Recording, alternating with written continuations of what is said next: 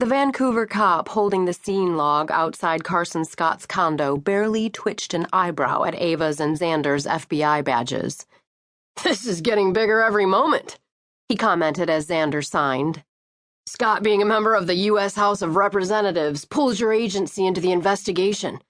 The location of his body pulled in OSP, and our little department covers the ground his home stands on." "The more the better, I always say," Ava stated. The cop didn't seem resentful. He was just stating the obvious. Jurisdictions did make investigations complicated. Usually, the FBI waited until it was asked for assistance by other police departments, but the murder of a congressman fell directly under the FBI's umbrella. She signed the log and froze as she recognized two names farther up. "Well, this will be interesting." "Our day just developed a new twist, Xander." She pointed the pen at Mason's name. "He caught the case?" "Looks that way." Xander's forehead crinkled. "Is that a conflict?" "Personally, not at all. But Duncan's opinion might be different." Damn it. Duncan had better not yank her from this case. She was eager to get to the bottom of why a congressman had been murdered and left hanging in such a public manner. I want this case. "Maybe we better give Duncan a call," Xander suggested half-heartedly as he studied her face. "Let's go inside first and see what's up." Ava marched forward, not letting Xander put doubts in her head. Perhaps Duncan wouldn't have a problem. She'd proven in the past she could work with Mason Callahan. Of course, they hadn't been an involved couple when the Kent Jopek case had started. ASAC Ben Duncan had met with Ava and Xander that morning to break the news of the young congressman's death and to give them their new assignment. Ava had been stunned. "They hung him?" "Off a bridge," Xander had asked. "Looks like he was already dead," said Duncan.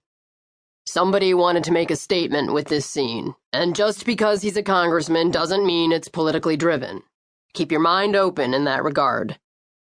"The nudity bothers me. Someone had a reason for leaving him like that.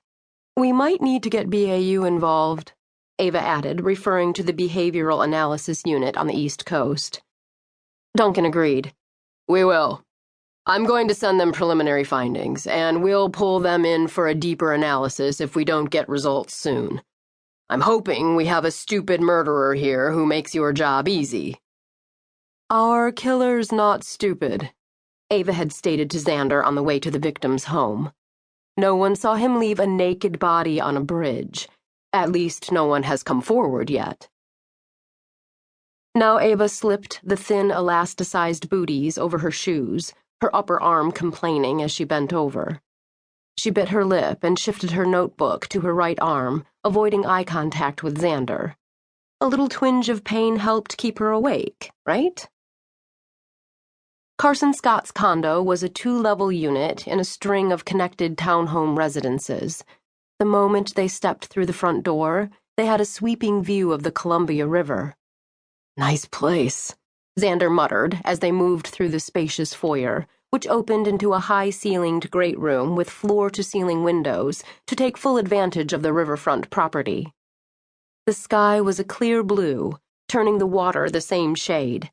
Portland hotels and condos stood 500 feet away across the water. Inside the home, the decor was white and silver, lots of mirrors and an old mix of vintage furniture and ultra-modern accessories. Off to the left, a gleaming silver kitchen caught Ava's eye. She looked away. Luxury kitchens were a weakness of hers. She didn't cook much, but she had an affinity for specialty countertops, glass tiles, and professional appliances that she'd never get her money's worth out of. She'd rather install a unique stone countertop or buy a wolf range than pick out jewelry. Someday. From her right, voices moved closer, and a group of men came down the hall, deep in discussion about a computer. "I'm telling you not to touch it. Don't even unplug it. Let one of the computer forensic guys look at it first." Ava's heart sped up at Mason's commanding voice.